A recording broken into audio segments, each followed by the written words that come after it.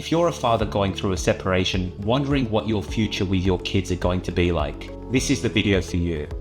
I'm Hayder Shikara, former Olympian and now practicing lawyer, and I'm here to break down what the law actually says about fathers' rights in Australia. I know it can feel like the odds are stacked against dads, so I'm here to explain what the numbers show and how you can protect your relationship with your kids. Let's go. Let's start with the hard truth. While the law doesn't favour mothers, the outcomes often do.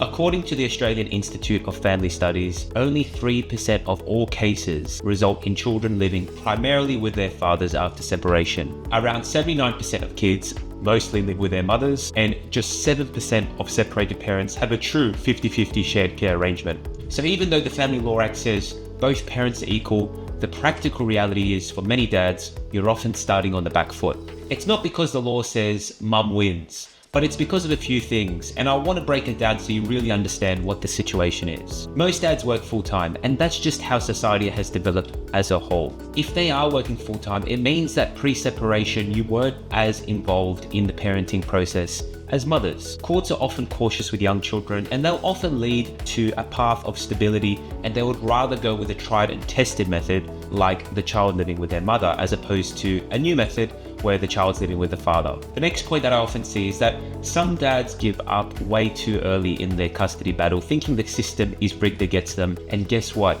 This becomes a self-fulfilling prophecy for them. Family law proceedings can often be like running a marathon, and dads want the results immediately and quickly, and if they feel like they're getting nowhere, then they're likely to just exit the process and give up. Now legally, both parents are presumed to share parental responsibility unless the court says otherwise, and that just means for major decisions. It could be about schooling, health, religion, and it should be done by way of a joint decision-making process. But that doesn't translate to time and how much each parent should be spending with the children. When it comes to time with kids, the idea is to be solutions focused. So let me tell you about Nathan, who was a client of ours, who worked in favour where he was working 2 weeks on and 2 weeks off. The mother of the children said that the kids needed a stable routine and that his lifestyle was too unstable to have regular contact. And so Nathan nearly gave up. But instead, he worked with us to build a practical plan that would be feasible for him and the kids. He started to align his off weeks with the school holidays. He built a system of consistent communication whilst he was away.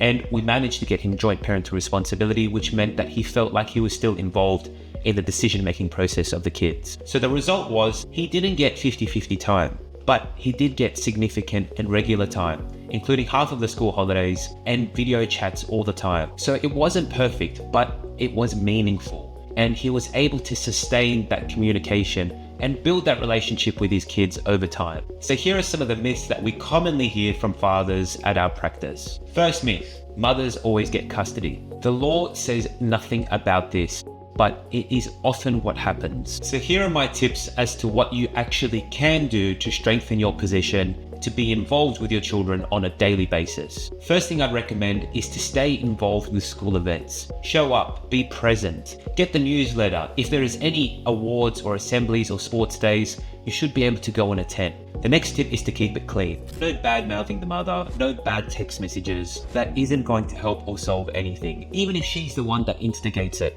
You have to practice being patient and not escalating any situation, because if a situation is escalated, more often you're going to be the one that's to blame. Now, I'm not saying that you are at fault, but I'm just explaining to you the reality of the situation, which is if these things do escalate, it can be hard to determine who's at fault. So try and de-escalate every situation from the start, because if there is a chance where it could be interpreted that you're the aggressor, you're the angry one, you're the badgering one, then it's going to be unfavorable to you. Make sure you document everything. Your time with the kids, communication, handovers, text messages, photos, videos, all of that is going to be helpful in the event that you need to go to court. And the last tip that I'll give is do your best to be flexible. Yes, it can sometimes feel like you're being walked all over, but it could be better than the alternative, which is going to court or not having any time with your kids at all. The truth is that most people actually don't get family lawyers, and hopefully you don't need one. But if you are in the situation where you are looking for one,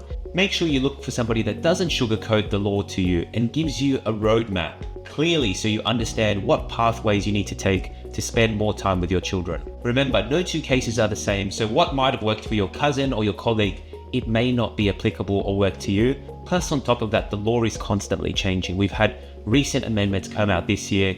There's another set of amendments came out the year before. So there's constant updates. And with cases constantly evolving, you need to make sure that you're going to somebody that is up to date with what is happening in the family law sphere. Being a dad after separation is a different kind of parenting. It's not going to be the same as how it was before. It's scheduled, it's legally complicated, and it can feel unfair.